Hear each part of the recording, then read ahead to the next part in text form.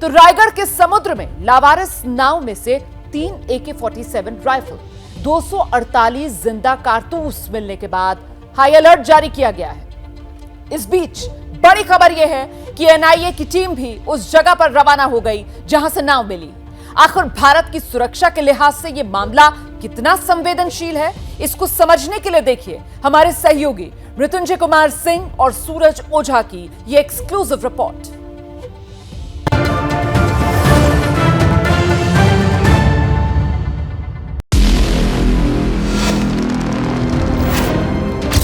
एक boat stranded पाई गई, 3 AK rifle और बोट के कुछ कागजात पाए गए।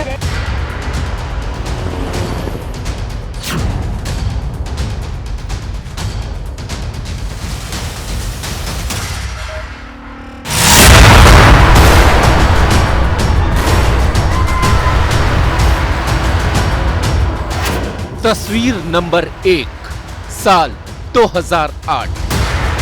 26/11 की आतंकी हमले की साजिश।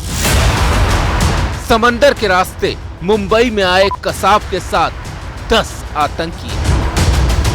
मुंबई हमले में 166 की मौत। तस्वीर नंबर 2, साल 1993। समंदर के रास्ते रायगढ़ पहुंचा था बारूद। मुंबई में सीरियल ब्लास्ट में बारूद का इस्तेमाल। मुंबई बम धमाकों में 54 की गई जान। तस्वीर नंबर 3, साल 2022। रायगढ़ के समंदर में मिली AK-47 से लदी बोट किसी बड़े आतंकी धमाके की साजिश तो नहीं। 26/11 की तरह मुंबई को लहूलुहान करने की साजिश तो नहीं। 1993 के सीरियल धमाकों की तरह आतंकी हमलों की साजिश तो नहीं।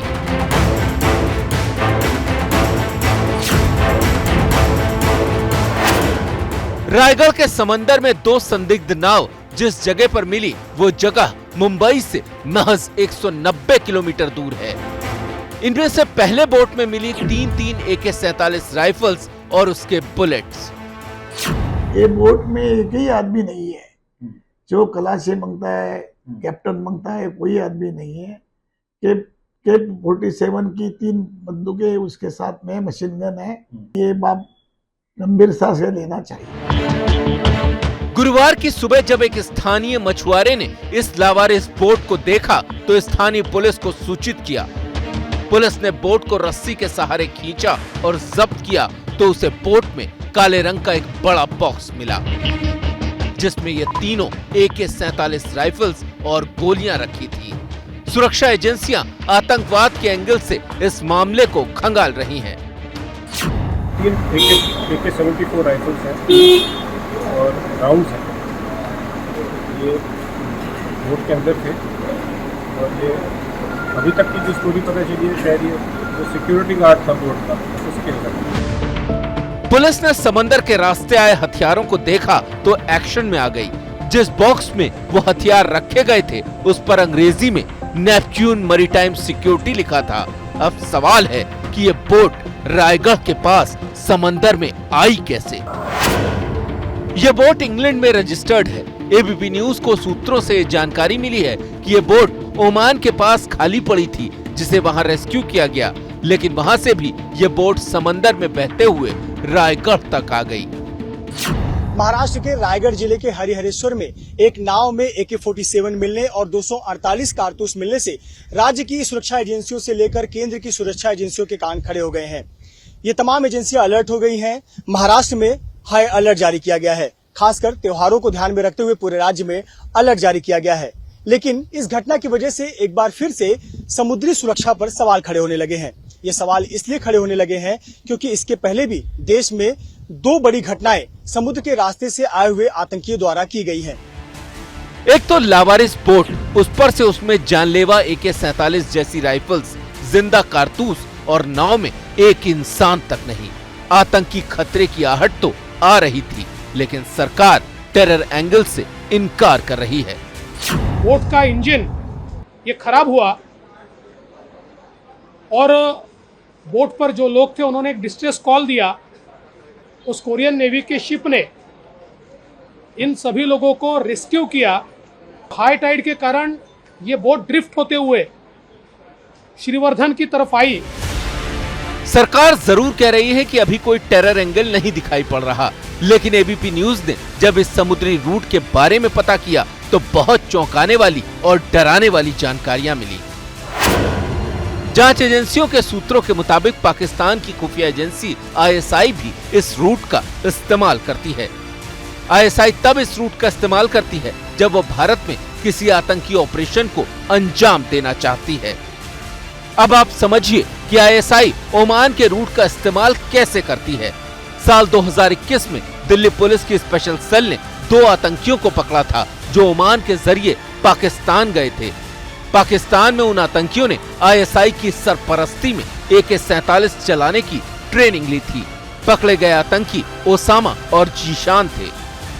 इसलिए अब जरूरी है कि आतंक के खतरे को देखते हुए समंदर में मिले हथियारों को हल्के में नहीं लें। ऐसे ही समंदर के रास्ते आए हथियार न जाने कितने ही मासूमों को छलनी कर चुके हैं। सूरज ओझा के साथ मृत्युंजय सिंह की रिपोर्ट। तो ये जो हथियारों वाली नाव है, इससे कुछ दूरी पर भरणखोल में दूसरी नाव मिली। अब सवाल ये कि क्या वाकई ये महज इत्तेफाक है कि 2 लावारिस नाव समंदर में हिंदुस्तानी सीमा में बहती हुई आ गई, जिनमें से एक नाव में घातक हथियार मिले हैं, या फिर ये वाकई किसी बड़ी साजिश का हिस्सा। 29 साल पहले रायगढ़ में ही बारूदों से भरी नाव आई थी जिसकी किसी को भनक तक नहीं लगी थी, और फिर वही बम बारूद सीधे मुंबई पहुंचा था और मुंबई शहर सीरियल बम धमाकों से दहल उठा था। आखिर आतंक के निशाने पर मुंबई ही बार बार क्यों आती है, इसको समझना होगा। पहली वजह तो ये कि समंदर के रास्ते हथियार पहुंचाना और मुंबई तक पहुंच बनाना आसान है। दूसरी वजह, मुंबई को हिंदुस्तान की आर्थिक राजधानी माना जाता है। आतंकवादियों को लगता है कि मुंबई पर हमले का मतलब हुआ कि वो हिंदुस्तान की आर्थिक रीढ़ तोड़ देंगे। तीसरी वजह, मुंबई में आबादी घनी है, जिससे आतंकियों को यह गुमान होता है कि आतंकी साजिश रचना और उसे अंजाम देना उनके लिए आसान होगा। अच्छा, मुंबई पर अंडरवर्ल्ड का साया काफी पहले से है और उसकी ओट में आतंकवादी साजिशों को कई बार अंजाम दिया जाता है। इतना ही नहीं, आतंकवादी दुनिया को अपनी धमक दिखाना चाहते हैं। इसमें मुंबई जैसे बड़े और मशहूर शहर पर आतंकवादी हमले की चर्चा दुनिया भर में हो सकती है। 2008 आतंकी हमला याद है ना आपको? दुनिया भर ने देखी थी वो खबर। क्या मजबूरी है मेरी, बताइए। मैं अभी आपको बताती हूँ कि मैंने ओए होए होए होए नमकीन के चटकारे लेते हुए टकटकी मार के डिबेट शो को पॉज रिपीट कर करके देख रहे हैं जोगिंदर जी। इनकी तरह आप भी देखें अपनी फेवरेट डिबेट्स को रिपीट कर और डाउनलोड कीजिए एबीपी लाइव ऐप अपने स्मार्ट टीवी पर।